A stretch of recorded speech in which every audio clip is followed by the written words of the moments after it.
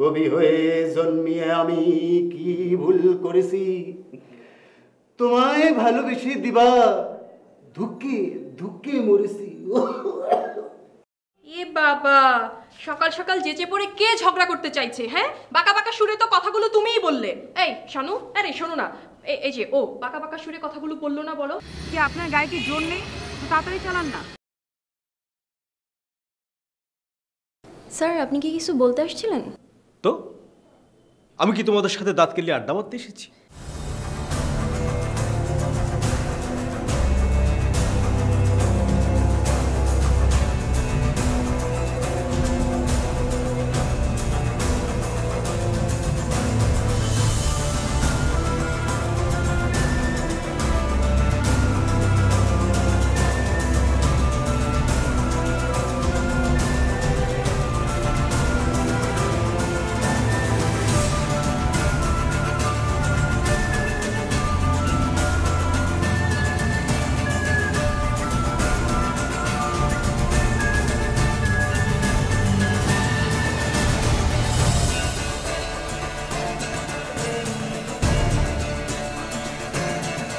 আসসালামু আলাইকুম ম্যাম, আপনি এই সাত সকালে বলুন কিভাবে আপনাকে সাহায্য করতে পারি?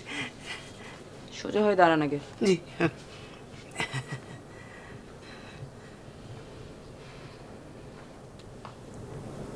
আপনি লুকিয়েছিলেন কেন? লুকিয়ে?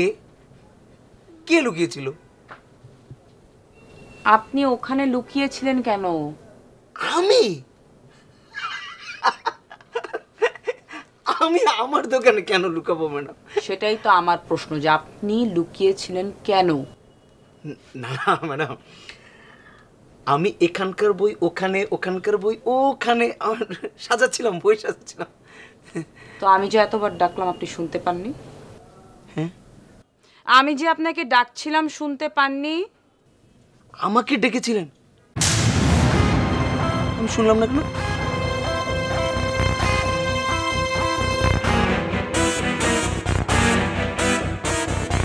গানটা মনে সত্যি গেছে। আর উপায় নেই, মানে ডাক্তার না দেখালে আর হবে না ম্যাডাম। Sorry sorry. আচ্ছা ম্যাডাম, আপনার পরিচিত কোনো নাক কান বিশেষজ্ঞ আছে নাকি? আজকে মানে দোকান বন্ধ করে আমি ডাক্তার দেখাতে যাবো না।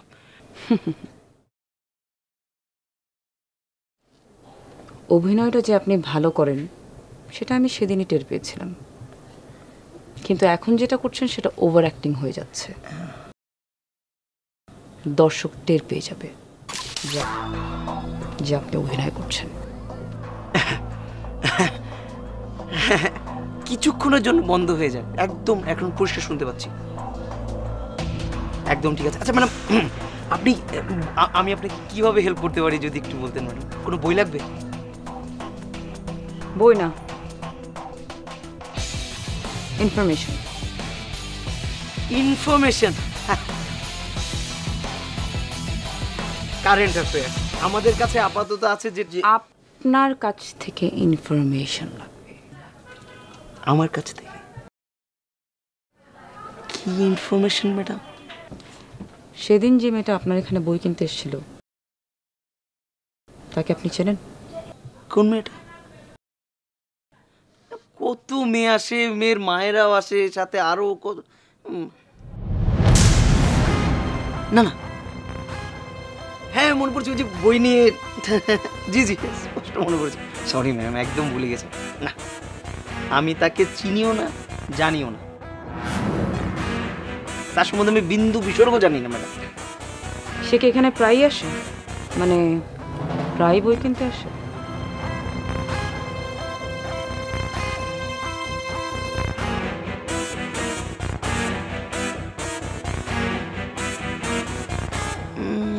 না, মনে করতে পারছি না ম্যাডাম, একেবারে মনে করতে পারছি না। অবশ্যই।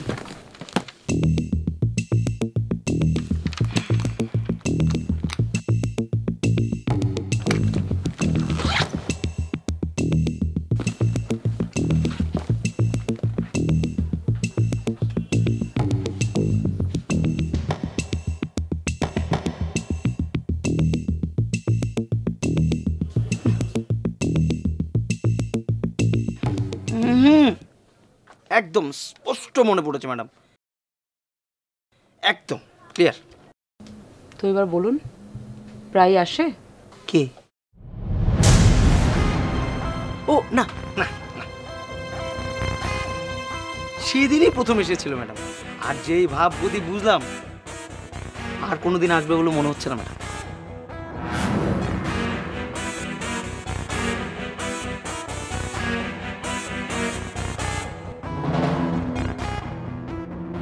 এনিওয়েজ, এটা আমার কার্ড, এখানে আমার ফোন নাম্বার আছে, সব কিছু আছে, অফিসের অ্যাড্রেস।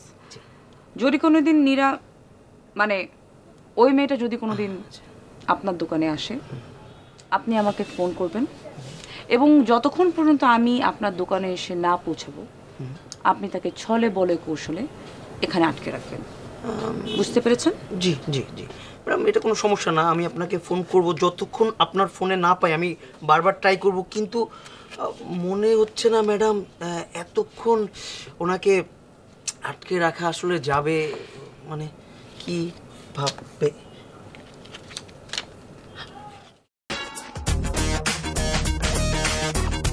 কি বলেন ম্যাম, মানুষের অসাধ্য কোনো কিছু আছে? আপনি কোনো চিন্তাই করবেন না, আপনি না আসা না, দরকার হলে ওনাকে সারাদিনে আমি আটকে রাখবো, দরকার এসি ছেড়ে দিয়ে, টিভি ছেড়ে দিয়ে, কথা বলে, বই গিফট করে আমি সারাদিন আটকে রাখবো, আপনি কোনো চিন্তা করবেন না। আপনি চাইলে ম্যাডাম দড়ি দিয়েও বেঁধে রাখতে পারেন, গেট আটকে দেবো, লক করে দেবো, আপনি কোনো চিন্তা করবেন না madam. Exactly. Thank you madam, আবার আসবেন ম্যাডাম।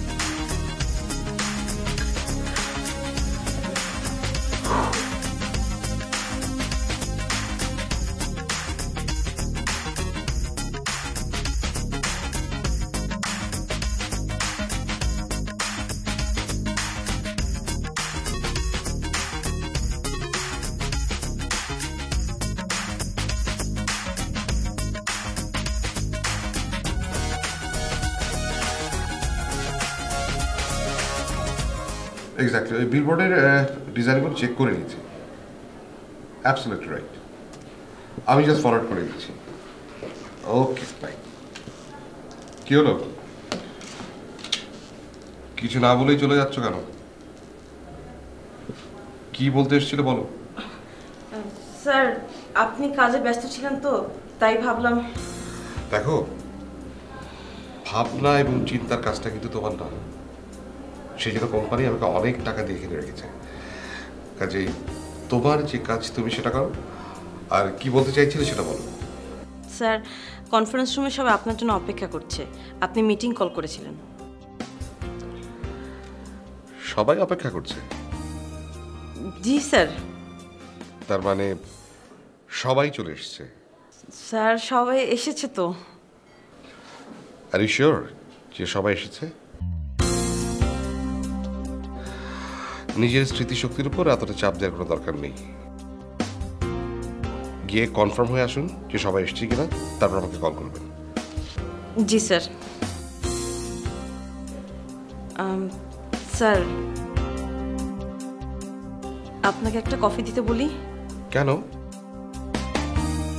আপনার কি আমাকে দেখে মনে হচ্ছে আমার ঘুম পেয়েছে? আমি কি ঝিমাচ্ছি যে কফি খেয়ে আমাকে চাঙ্গা হতে হবে? না স্যার, তা হবে কেন, আমি সেটা মিন করে বলিনি, আমি ভাবলাম কফি খেলে আপনার ভালো লাগবে, তাই আর কি। আমি আগেই বলেছি আপনি ভাববেন না, সেটা আপনার কাজ না, ইনফ্যাক্ট সেটা আপনার দ্বারা সম্ভব না। যান, যেটা বলেছি সেটা করুন, কনফার্ম হয়ে আসুন সবাই এসেছে কিনা, প্লিজ। G sir.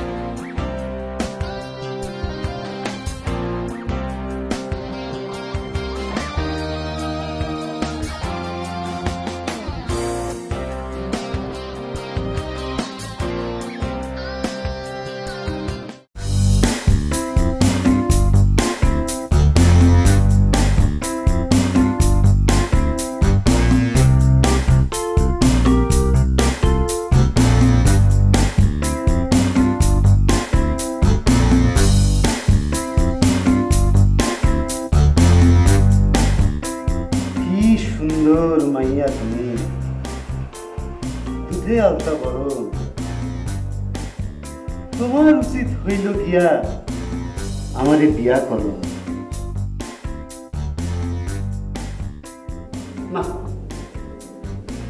ঠিক জমলো না। কবিতাটা ঠিক, আরে জন্ম কেমনে? হ্যাঁ, যেই জীবনে প্রেম নাই, ভালোবাসা নাই, সেই জীবনে কবিতা আসবেই বা কিভাবে, আর জমা বাদ দিই বা কিভাবে? হ্যাঁ, কবিতা আর কি আর সেই সময় আছে আমার মতো ধৈর্যের কাছে আসে?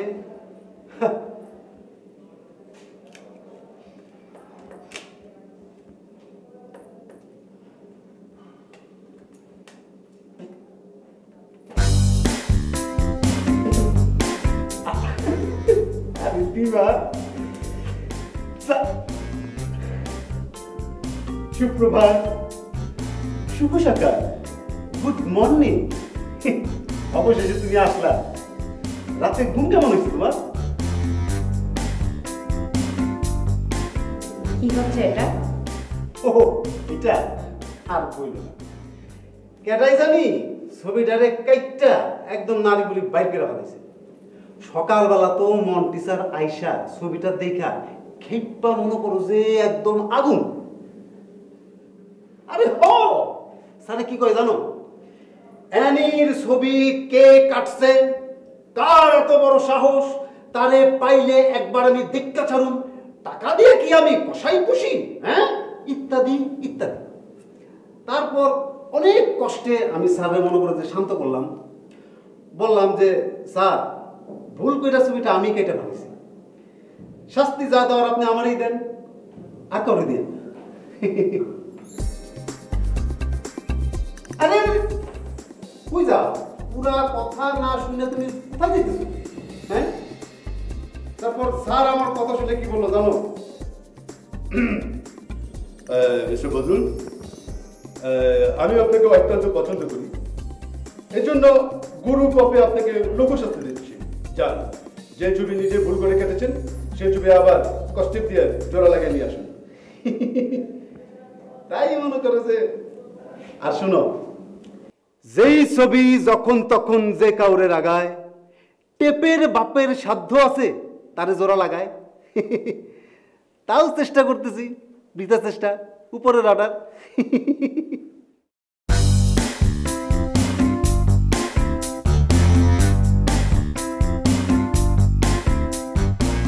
কিলো এমন টাসকি খায়া তুমি আমার দিক চায় রইছো কেন? নাকি আমার কবিতা শুনে তুমি একদম বাকরুদ্ধ? হ্যাঁ শোনো, আজকে স্যাররেও 2 লাইন শোনায় দিছি। স্যার তো আমার কবিতা শুনা একদম বাঘের সাথে তুলনা করলো, বললো আপনার গল্প বলা শেষ, আমি যাই। আরে আমি গল্প বললাম কই, আমি তো বললাম কবিতা। আজব।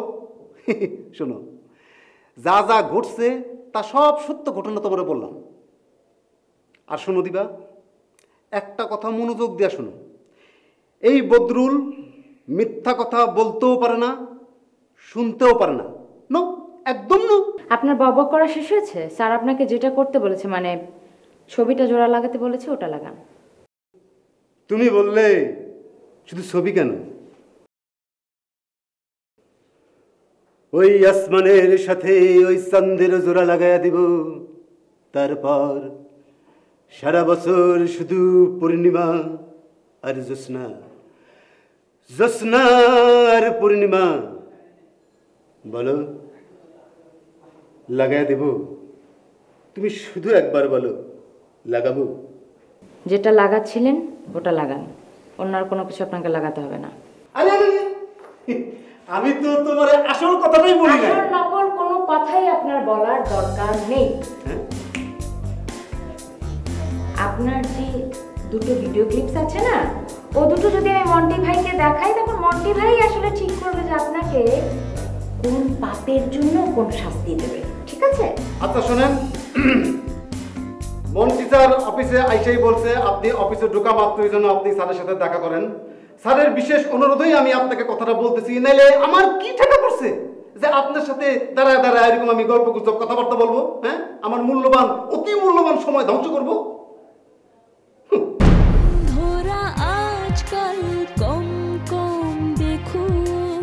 বিসমিল্লাহির রহমানির রহিম। প্রিয় সাথী ভাই ও বোনেরা, এই যে এতক্ষণ ধরে এতগুলো মানুষকে এইভাবে বসিয়ে রাখার কি কোনো মানে হয়? পালিয়ে বাঁচা যায় না দিবা, পালাতে গেলে হারিয়ে যেতে হয়। আমি তো পালাতে চাইনি, হারিয়েও যেতে চাইনি। আমি চেয়েছিলাম একটু বাঁচতে, একটু বাঁচতে, এই এতটুকু। আপনি যে মন্টি স্যারের সাথে বসে লাঞ্চ করতেছিলেন, আমার সব জল করে শেষ হয়ে গেছিল। হ্যাঁ, চিনছি চিনছি। হ্যাঁ, কেমন আছি? মিথ্যা বলবো না। নগর জোনাকি